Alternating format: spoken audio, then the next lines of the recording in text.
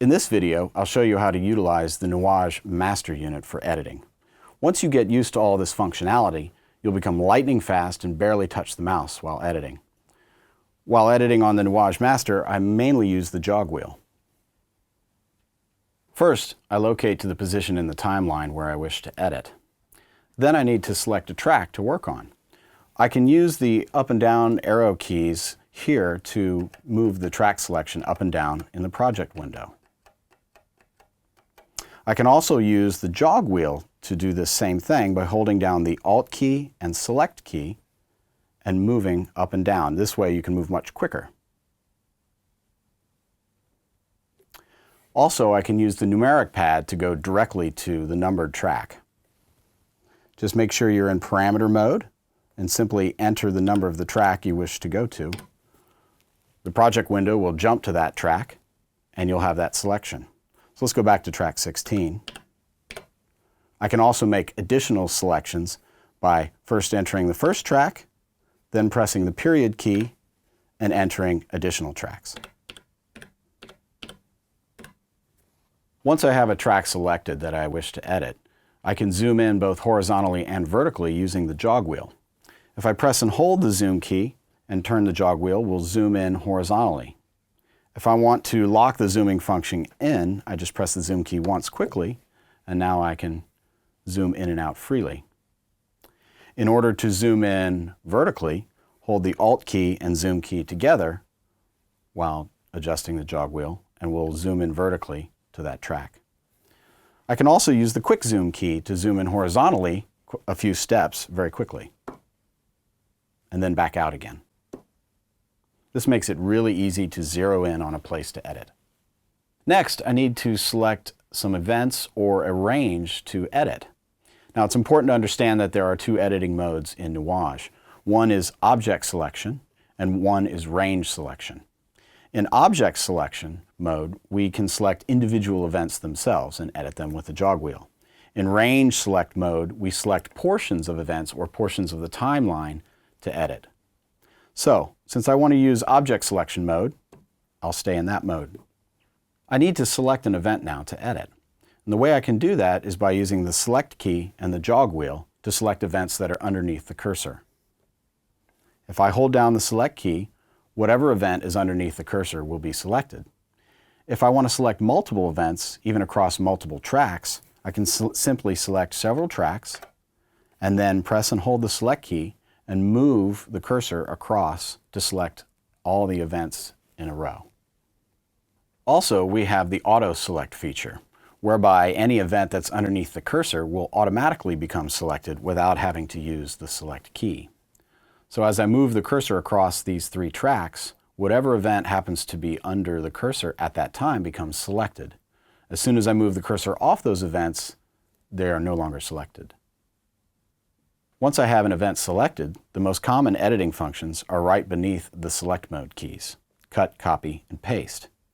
If I wanted to copy this event and paste it to the track beneath it, I can press the copy button to copy the event, move to the track beneath it, and hit the paste key. Now, by default, the event will be pasted at the cursor position. But if I wanted to paste the event relative to the cursor position, simply hold the Shift key while hitting paste. You can move the event by using the jog wheel and the Move button. Press and hold the Move button and turn the jog wheel. You can also lock this function in by just tapping it one time, and now you can freely move the event around. If you wish to move the event to an adjacent track, while still in Move mode, hold the Alt key, and now the jog wheel will move the event up or down to different tracks. You can edit most aspects of the event using the wheel edit function keys right here.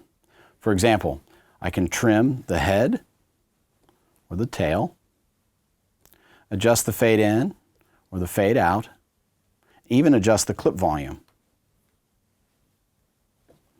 If you want to split the event into multiple events, you can use the Split key. When you combine all this together, you get the lightning fast editing workflow.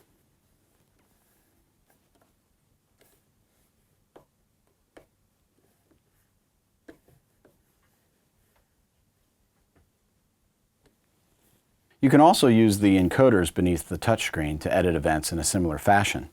Press the blue Edit button here, and now the encoders reflect event editing functions.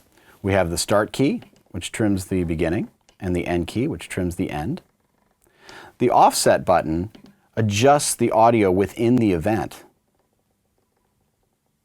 The Snap adjusts the position of the event in the timeline. Of course, Fade in and Fade out. And finally, the Clip volume.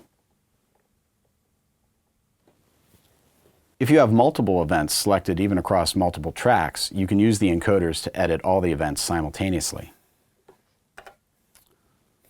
If I have events on both of these tracks selected and I adjust the fade out time, it affects each event proportionally. Now let's switch to the range selection mode. This is great for dialogue editing. Let's say we have a little piece of voiceover here. Goes digital. And we want to use the range tool to edit some of the dialogue. If I'm in range selection mode, I can use the select key to make selections within the event. Then I could move the event, copy, paste, whatever is needed. But we can also use the scrub key so that we can hear the selection as we make it.